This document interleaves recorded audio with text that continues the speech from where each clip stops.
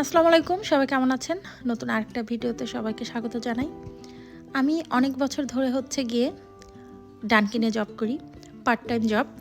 তো মেয়েকে স্কুলে দিয়ে ওখানে জবে যাই, এই কারণে তেমন একটা সমস্যায় পড়তে হয়নি কখনো। তো যেহেতু অনেক দিন কাজ করি আর ফাস্টফুড রেস্টুরেন্ট, অনেক ব্যস্ততা থাকে, অনেক ভিড় থাকে, কাজের অনেক চাপ থাকে, সকালবেলা তো প্রচুর ব্যস্ত থাকে। তো ভাবলাম যে একটু চেঞ্জ করি, অন্য কোথাও কাজ টাজ করি। তো এই কারণে হঠাৎ করে আর কি সিদ্ধান্ত নিলাম যে অন্য কোথাও জবের জন্য অ্যাপ্লাই করি। তো এখানের যে চেইন স্টোরগুলো আছে, ওয়ালমার্ট, টার্গেট, কোলস বা আরও যেগুলো আছে সেগুলোতে অ্যাপ্লাই করলাম। 2-3টায় অ্যাপ্লাই করেছিলাম, টার্গেট আর ওয়ালমার্টে। তো ওয়ালমার্ট থেকেও কল এসেছিল, টার্গেট থেকেও কল এসেছিল, কিন্তু পরে দেখা গেল আমি এই কোলসের যে অ্যাপ্লাই করার পরে এই জায়গাটা আমার বেশ ভালোই লেগেছিল, যে অনেক বড় একটা স্টোর এবং ওয়ালমার্টে যেমন গ্রোসারি আছে, সাথে জামা কাপড়, আর টার্গেটও ঠিক একই রকম গ্রোসারি আছে, কিন্তু এই জায়গাটায় কোনো গ্রোসারি আইটেম নেই। কোলসে হচ্ছে গিয়ে শুধু কাপড় চোপড় বিক্রি হয়, ছেলেদের, মেয়েদের, বাচ্চাদের আর ঘরের ডেকোরেশন। এখানে কোনো গ্রোসারি আইটেম বিক্রি হয় না, দেখতেই পাচ্ছেন জামা কাপড়। তো আমি আর কি এই জবটা আর কি অ্যাকসেপ্ট করি। তো এখানে ইন্টারভিউ দেওয়ার পরে এখানে আমার জবটা হয়। তো অনেক দিন পরে নতুন একটা পরিবেশে কাজ শুরু করলাম। প্রথম বেশ ভালোই লাগলো। আমি আর কি আমার অভিজ্ঞতাটা আর কি শেয়ার করলাম আপনাদের সাথে, শেয়ার করতে যাচ্ছি আর কি আপনাদের সাথে। তো ভালোই লাগছিল, বিশাল বড় দোকান, অনেক জিনিসপত্র দিয়ে ভরপুর, কিন্তু কাস্টমার কিন্তু খুব একটা তেমন নেই, দেখতেই পাচ্ছেন। ওয়ালমার্টে যেমন সারাক্ষণ মানুষ গিজগিজ করতেই থাকে, মনে হয় যেন একেবারে মাছের বাজারের মতো। অলওয়েজ সেখানে গ্রোসারি করতে হলেও মানুষকে আসতে হবে। আপনি জামা কাপড় কিনেন বা অন্যান্য জিনিসপত্র কিনেন আর নাই কিনেন, বাজার করতে হলেও আপনাকে ডেইলি যেতে হয়।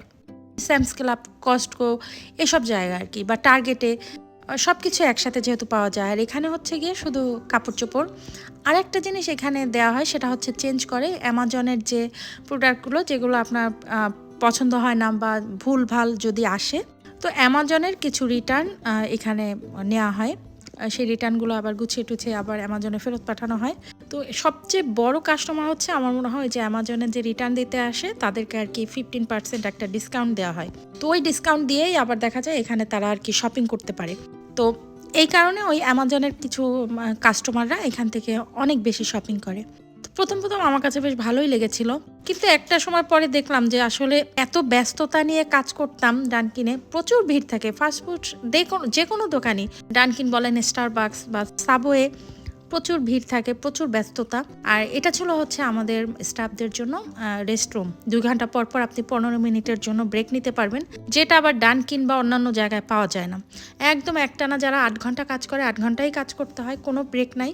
পার্ট টাইম কাজ করলেও ওইভাবে ব্রেক পাওয়া যায় না। যেহেতু অনেক বছর কাজ করি, তো আমরা করি কি, যে 2-3 ঘন্টা পরে, 3 ঘন্টা পরে আমি 5 মিনিটের জন্য একটু ব্রেকে গেলাম, তোমরা আমাকে হেল্প করো, ওইভাবে বলে আর কি কাভার করি। কিন্তু আসলে কিন্তু কোনো ব্রেক দেয় না। কিন্তু এই সব জায়গাতে, যেমন এই কোলসে, ওয়ালমার্টে বা টার্গেটে, আপনি এই 2 ঘন্টা পর পর 15 মিনিটের ব্রেক নিতে পারবেন, বা 3 ঘন্টা পর। কিন্তু এখানে আমি কাজ করার পর দেখেছি, আমি তো পার্ট টাইম এখানে কাজ করেছি 4 ঘন্টা, তো 2 ঘন্টা পরই 15 মিনিটের ব্রেক নিতে পারতাম। তো এইটা একটা বেশ ভালো ব্যাপার। আর এই যে দেখতে পাচ্ছেন পিক আপের জন্য এগুলো রাখা, এগুলো হচ্ছে online order, self pick up. আর কিছু আছে হচ্ছে গিয়ে অ্যামাজনের জন্য, যেগুলো আমরা ওই নিজেদের পিক আপ করতে হয়। আমরা যারা সেল অ্যাসোসিয়েট থাকি তারা হচ্ছে পিক আপ করি। আর এই যে এখানে কিছু হচ্ছে গিয়ে সেল আইটেম ছিল, বেশ ভালোই কিছু প্রোডাক্ট ছিল। এমপ্লয়ি হিসেবেও কিছু ডিসকাউন্ট পাওয়া যায়, এখানে সেফোরার আইটেমও আছে। কিন্তু যেটা বলছিলাম আর কি, এই জায়গাটা এখন আমার কাছে এত বোরিং লাগতেছে, মনে হয় যেন সারা দিনেও আসলে খুবই কম কাস্টমার, খুবই কম। মানে দেখতেই পাচ্ছেন এত বড় দোকান, একটা কাস্টমার এখানে নেই, মানে খুবই কম আসে। বেশিরভাগই আসে ওই যে অ্যামাজনের প্রোডাক্ট করতে। আমি তো ভাবি যে এত বড় দোকান এরা কিভাবে চালায়। এমপ্লয়ি কিন্তু কম নাই, অনেক এমপ্লয়ি এখানে। আর কাস্টমার তো ওই যে বললামই, কিছু ফ্রন্টে কিছু কাস্টমার থাকে, ওই যে অ্যামাজনের রিটার্ন দিতে আসে, তারা আর কি নেয়। তো ভালো লাগছিল প্রথমে, কিন্তু এখন আমার কাছে মানে খুবই বোরিং লাগে আর কি এখানে জব করার জন্য। অনেকেই পছন্দ করে, একটু নিরিবিলি কাজ করতে চায়, তাদের জন্য হচ্ছে বেস্ট। টার্গেটও আমার মনে হয় যেন এত স্লো না, মানে কাস্টমার নাই, কিচ্ছু নাই, মানে কি করবো, একটা সময় বিরক্ত লাগে যে আসলে আমার তো এখন কিছু করার নাই। আসলে যারা ওই যে কাজে ফাঁকি দেয়, ওই টাইপের মানুষের জন্য এই জায়গাটা হচ্ছে বেস্ট। আমি ঘুরে ঘুরে দেখছিলাম, এটা অবশ্য আমার কাজ শেষ করার করার পরে আমার 4 ঘন্টার একটা শিফট ছিল।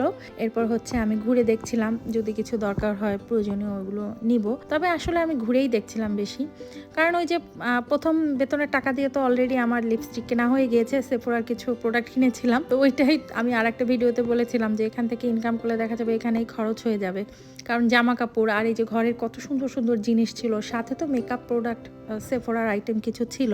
তো জিনিসগুলো কিন্তু এখানে খুবই সুন্দর, একটু দামও বেশি। আমার কাছে মনে হলো টার্গেট থেকে কোলসে একটু দাম বেশি, এই প্রতিটা জিনিসেরই একটু দাম বেশি ছিল, যদিও সেল ছিল কিন্তু জিনিসগুলোর দাম বেশি ছিল। আর এখানকার কাস্টমারগুলো বেশিরভাগই ছিল একটু এখানে তো বিভিন্ন ধরনের মানুষরা থাকি, মানে কাস্টমারদের দেখলেই বোঝা যায় যে মোটামুটি পয়সা আছে এদেরকে, বেশিরভাগই সাদা। আর যদিও কালো মানুষরাও আসছিল কিন্তু তাদেরকে দেখলেও বোঝা যাচ্ছিল যে তাদের চলাফেরা পোশাক আশাকেই বোঝা যাচ্ছিল এই কাস্টমারগুলো বেশ মানে পয়সাওয়ালা। তো যাই হোক, এই যে দেখতেই পাচ্ছেন কোনো মানুষ নাই, ওই যে একজন দুইজন এখানে যারা কাজ করছি তারা। আর সকালের দিকে একটু ভিড় ছিল, তবে হ্যাঁ সবচেয়ে বেশি ভিড় ছিল শনি আর রবিবার। যেই শনি রবিবার আসলে কাজ করা আমার পক্ষে পসিবল না। আর এখানে দেখা যায় টাইমটা একটু উল্টাপাল্টা দেয়। সকালবেলা যেমন ডানকিনে আমি মেয়েকে স্কুলে দিয়ে কাজে যেতে পারি, একদম পার্ট টাইম কাজ, 8টা থেকে 12টার মধ্যে কাজ শেষ হয়ে যায়। আবার অনেকদিন যেহেতু কাজ করি তো আর কি ছুটি ছাটার প্রবলেম হয় না, শনি রবিবার কাজ করার কোনো সমস্যা হয় না। তো আর একটা জিনিস, এখানে কিন্তু ডে কেয়ারে দিয়েও কাজ করা যায়, কিন্তু ডে কেয়ারের যে খরচ $20 থেকে $21 পার আওয়ার, তো আমার বলতে গেলে 800 থেকে 900 টাকা চলে যাবে। মানে ডে কেয়ারে দিয়ে আমি আসলে কাজের পক্ষে না, আমার বাচ্চাকে ডে কেয়ারে দিয়ে আমি কখনোই কোথাও কাজ করিনি। আমি পার্ট টাইম যেই সময়টুকু পেয়েছি ওই সময়ই সবসময় কাজ করা হয়। ওইটা হচ্ছে গিয়ে যারা আমেরিকাতে অনেক ভালো ভালো জব করে, অনেক বেশি টাকা ইনকাম করে তাদের জন্য। আমি যদি ডে কেয়ারেই রাখি আমার মেয়েকে আর টাকা ইনকাম করি, সেই টাকা আবার আমার ডে কেয়ারেই দিতে হবে, তো আমি ওইটার মধ্যে কোনো আসলে লজিক খুঁজে পাই না। এর চাইতে কাজ করবো না, বাসায় থেকে বাচ্চাকে আমি টেক কেয়ার করবো, এটাও ভালো। আর এই যে এখানে দেখছিলাম কিছু লিপস্টিক $15 করে ছিল। এগুলো আসলে লিপ গ্লোস আর বিভিন্ন ধরনের মেকআপ প্রোডাক্ট ছিল, সেগুলো দেখছিলাম। তো আসলে বাসায় মানে নিজেদের আত্মীয় স্বজন থাকলে বা নিজের যদি শ্বশুর শাশুড়ি বলেন বা বাবা মা যাদের আছে, তো তারা অনেক লাকি আলহামদুলিল্লাহ। আমার শ্বশুর শাশুড়ি নেই বা আমার আব্বাও বেঁচে নেই, আম্মা আছে, উনিও দেশে আছে। বাসায় মুরব্বি থাকলে বা যে কোনো মানে নিজেদের কেউ থাকলে, আত্মীয় বলেন ভাই বোনরা যদি কেউ থাকে বিদেশের বাড়িতে, বিশেষ করে এত বড় একটা উপকার হয়, এটা আসলে যাদের নেই তারাই বুঝে। বাসায় মুরব্বি থাকা মানে একটা মাথার উপর বড় একটা ছায়া। শ্বশুর শাশুড়ি বা মা বলেন বাবা বলেন, বাবা মা তো আসলে ওইভাবে এসে থাকতে পারে না, তাদেরও সংসার থাকে, কিন্তু আপনার শ্বশুর শাশুড়ি যদি থাকে আর তাদের সাথে যদি আপনার সম্পর্ক ভালো হয়, যখন তারা না থাকবে আসলে আপনি তাদেরকে প্রতি মুহূর্তে মিস করবেন, যেটা আসলে তাদের না থাকাটা অনেক বেশি অনুভব করা যায়। যে থাকলে আজকে হয়তোবা অনেক তাদের দিয়ে আমাদের উপকার হয়, আমরা তারা থাকলে যে আমাদের জন্য যে দোয়া করে ওইটাও কিন্তু অনেক বড় একটা ব্যাপার। নামাজ পড়ে বাসায় বসে আমাদের তো জন্য যে দোয়াটা আসে তাদের কাছ থেকে, বাবা মা শ্বশুর শাশুড়ির কাছ থেকে, সেটা কিন্তু অনেক বড় একটা দোয়া। ওইটার কারণেও মনে হয় আল্লাহ অনেক বিপদ থেকে রক্ষা করে। তো ওইটাই ভাবছিলাম, আসলে বাবা মা শ্বশুর শাশুড়ি অনেক বড় একটা রহমত, যাদের বেঁচে আছে তাদের আসলে তাদের প্রতি যত্ন করা উচিত, টেক কেয়ার করা উচিত। আর আমার মতো যাদের আর কি বেঁচে নেই, যারা দুনিয়াতে নেই, তাদের জন্য আমাদের দোয়া করা উচিত, আল্লাহ যেন তাদেরকে বেস্ট নসিব করে। তো ওইটাই আর কি, হঠাৎ করে তাদের কথা মনে পড়লো। আর কাজের বলেন, যে কোনো জায়গা বলেন, ওই যে ডে কেয়ারে দিয়ে বাচ্চা রাখা, আসলে শ্বশুর শাশুড়ি থাকলে তাদের দিয়ে যে আমাদের কত উপকার হয়, আমরা শুধু ভাবি আমরাই তাদের জন্য করি, তাদের দিয়েও কিন্তু আমাদের অনেক উপকার হয়, তারাও কিন্তু অনেক উপকারে আসে আমাদের। যাদের নাই তারা বুঝে, যাদের আছে তারা আসলে বুঝে না, এটাই দুনিয়ার নিয়ম। আর ওই থাকলে দেখা যায় আমরা কোনো কিছুরই মর্যাদা দেই না, না থাকলে সেটার প্রতি আমাদের দরদ ভালোবাসা, আমি হই বা সেটা অন্য কেউ হোক, সেগুলো খুব বেড়ে যায়। কিন্তু থাকলে পরে দেখা যায় অনেকেই আমরা সেই জিনিসের বা সেই মানুষের কদর করি না। তো যাই হোক, এই কাজটা আমি 1 মাস করেছিলাম, মোটামুটি প্রথমে ভালো লেগেছিল, কিন্তু এখন আর কি কাজটা আমাকে ছেড়ে দিতে হবে, কিছু করার নেই। এই জায়গাটাও আমার কাছে একটু বোরিং লাগছিল আর কি, যতই এখানে সুন্দর সুন্দর জিনিস থাকুক যাই থাকুক, মানে ওই যে যারা আছে না যে একটু অ্যাক্টিভ কাজ করতে চায়, তাদের কাছে আসলে এখানে কাজ করে একটুও ভালো লাগবে না। যেমন কাস্টমারের অভাব, তেমন হচ্ছে গিয়ে মানে কাজের পরিবেশটা খুবই ভালো, আমি বলবো না যে এটা খারাপ কিছু একটা, খুবই ভালো একটা পরিবেশ এখানে, সবাই খুবই ভালো ছিল, অনেক আন্তরিক ছিল। কিন্তু আমার কাছে আর কি কেমন যেন মানে লাগছিল।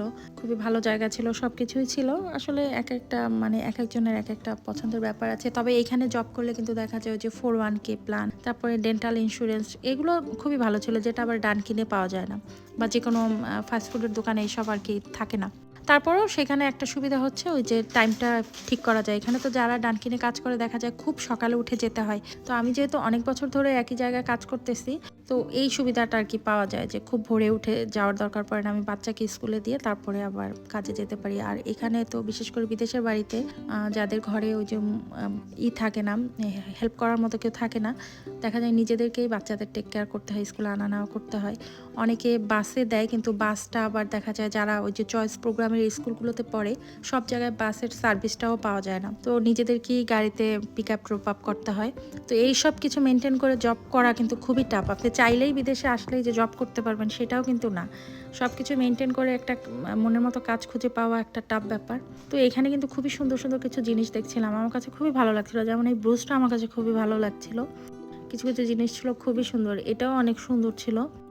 এখানকার জিনিসগুলো কিন্তু খুবই ভালো, জামা কাপড় থেকে শুরু করে সব কিছুই, মানে 4-5টা আইটেম কিনলেই আপনার 150-200 টাকা হয়ে যায় বলতে গেলে, মানে বিল চলে আসে। জিনিসগুলো খুব ভালো ছিল, বিভিন্ন ব্র্যান্ডের কিছু প্রোডাক্ট ছিল। তো সুন্দর লাগছিল সবার সাথে এখানে কাজ করে, ভালোই লাগছিল। কিন্তু ওই যে সময়টা একটু একটা বড় ফ্যাক্ট হয়ে দাঁড়ায়, সময়টা মেনটেন করতে পারছিলাম না। তাহলে দেখা যায় এখানে জব করলে আবার বাচ্চার দিকে খেয়াল করা যাবে না।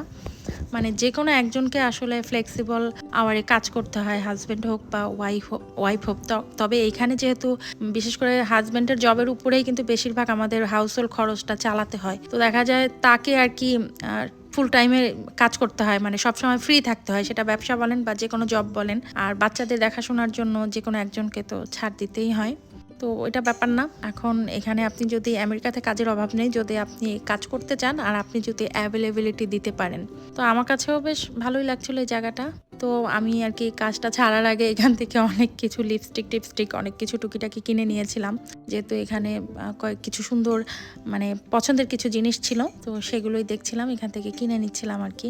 আর এগুলো হচ্ছে $15 করে। আর নিচে যে লিপস্টিক বা লিপ গ্লোসগুলো দেখতে পাচ্ছেন ওগুলো আবার একটু বেশি দাম ছিল। সবই তো আর কম দাম না, কিছু জিনিসের দাম কিন্তু অনেক বেশি। তো এইখান থেকে আর কি একটু কয়েকটা লিপ গ্লোস কিনে নিয়েছিলাম, যেহেতু একটু দাম কম। আর কিছু কালার ছিল খুবই সুন্দর। আর এগুলো হচ্ছে সেফোরা কালেকশনের। এর চাইতেও কিন্তু অনেক দামি দামি লিপস্টিকও ছিল এখানে, কিন্তু ওগুলো আর কিনবো না। এই আপাতত কম দামি কিছু কিনে নিলেই আমি খুশি। তো এখান থেকে কিছু কিনে নিয়েছিলাম, টুকটাক লিপ গ্লোস, সাথে একটু আইলাইনার। এরপরে আর কি মেয়েকে আনতে স্কুলে চলে যাই। আর এই যে আমার সামনেই দেখতে পাচ্ছেন একটা বড় স্কুল বাস এখান থেকে যাচ্ছে। এখন আসলে যেহেতু স্কুল ছুটি হয়েছে, এখানে আমার সামনে প্রায় দুটো বড় বড় স্কুল বাস ছিল, ওই যে সামনে একটা আর একটা হচ্ছে আরেকটু দূরে ছিল। আর এই গাড়িতে বসে দেখছিলাম কি কিনলাম, কয় টাকা খরচ করলাম। তো সবাই ভালো থাকবেন, অনেক গল্প করলাম আপনাদের সাথে, সবাই ভালো থাকবেন। নতুন আরেকটা ভিডিওতে আবার দেখা হবে। ভিডিওটা ভালো লাগলে একটা লাইক করে দেবেন। আল্লাহ হাফেজ।